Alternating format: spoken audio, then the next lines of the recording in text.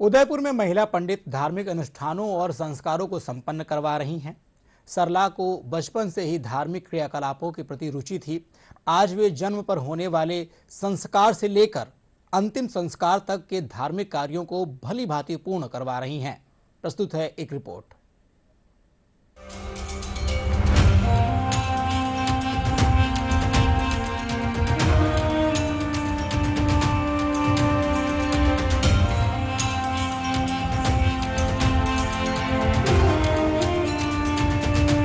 धार्मिक अनुष्ठानों में पुरुषों का वर्चस्व थोड़ा ज्यादा है, लेकिन राजस्थान के उदयपुर की 64 वर्षीय सरला गुप्ता ने नया कारनामा कर दिखाया है। वे न केवल विवाह, मुंडन और कर्ण छेदन जैसे शुभ संस्कार कराती हैं, बल्कि पिछले 5 सालों में 70 से अधिक अंतिम संस्कार भी संपन्न करवा चुकी हैं।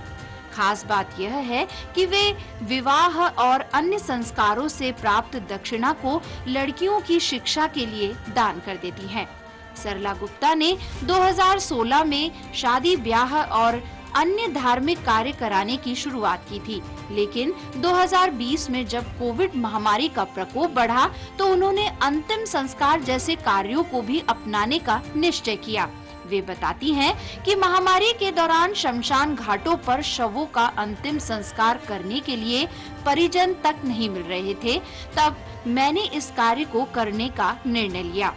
ये कार्य हमने कोरोना काल में शुरू किया था और वैसे तो विवाह संस्कार, अन्य संस्कार करवाते हुए हमको 9 वर्ष हो गए हैं, लेकिन कोरोना काल में हमने देखा कि परिवारजन कोई भी हाथ नहीं लगा रहे थे और लावारिस लाशें पड़ी हुई थी।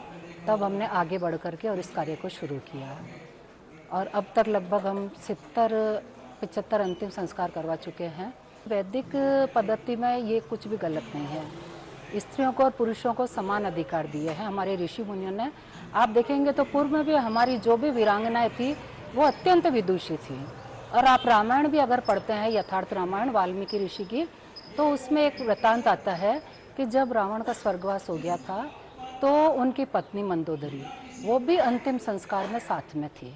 फिर विभीषण जी उनको घर पे लेकर के आए थे। तो इससे हमें ये प्रतीत होता है कि पहले भी महिलाएं अंतिम संस्कार के लिए जाती थी। शुरू में यहाँ पे आते हैं तो पुरुषों के बीच में जब अकेली मैं महिला रहती थी तो सभी को सबकी दृष्टि आश्चर्यचकित रहती थी, आश्चर्यजनक रहती थी कि यहाँ महिला क्या क्या काम है। लेकिन जब मैं करवाने लगती, मंत्र बोलती थी, तो फिर सभी कहते हैं कि हमको बहुत अच्छा लगा, हमने पहली बार देखा है ऐसा अंतिम संस्कार। सरला के परिवार में आर्य समाज की परंपरा रही है। उनके घर में बचपन से ही नियमित रूप से हवन होता था। 2016 में जब उनके पति राजकुमार गुप्ता सेवानिवृत्त हुए तब उन्होंने पुरोहिताई करने की इच्छा जताई। इसके बाद उन्होंने अजमेर और गुजरात के रोजड़ स्थित आर्य समाज के शिविरों में प्रशिक्षण लिया और मंत्रोच्चार से लेकर विभिन्न अनुष्ठानों की बारीकियां सीखी। मेरी पत्नी सरला गुप्ता आर्य, मैं मदद करता हूँ पत्नी की दाह संस्कार में। जो भी काम होता है मैं पूरा सेवा देता हूँ। ये अपने पीआई ब्यावर की जमराला जी की बेटी है। ये बचपन से पैदाइशी आर्य समाज संस्कार है। इनके पिताजी सब परिवार यही काम करते हैं, दाह संस्कार करते हैं।